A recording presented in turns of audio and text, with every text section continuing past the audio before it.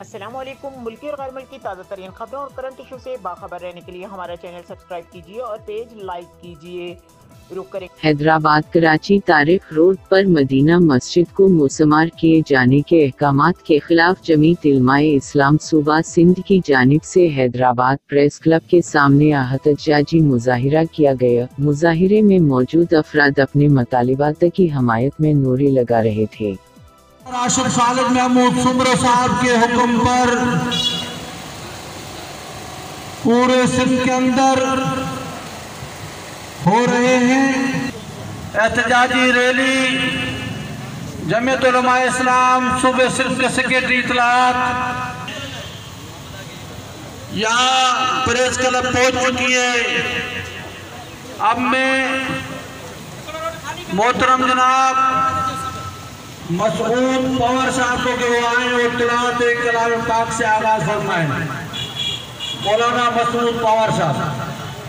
ربك وانحر إن شانئك هو الأبتر صدق الله العظيم۔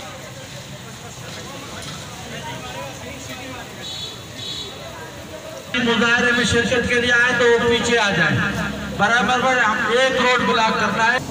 صوبہ سندھ کی طرف سے مساجد اور مدارس کو منہدم ہونے کے خلاف آج کا یہ ریلی جمعیت علماء اسلام ضلع حیدرآباد کے امیر مولانا تاج محمد نائیو صاحب کی قیادت میں آج پریس کلب پر موجود ہے۔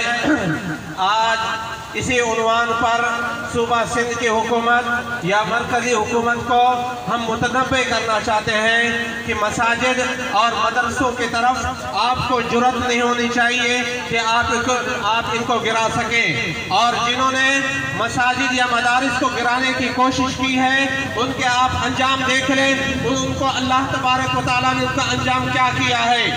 پرویز مشرف نے جامعہ افسیہ کو گرایا، آج اس کی شکل و صورت کو دیکھو کہ اللہ تبارک و تعالیٰ نے اس کی شکل و صورت کو بگاڑا ہے۔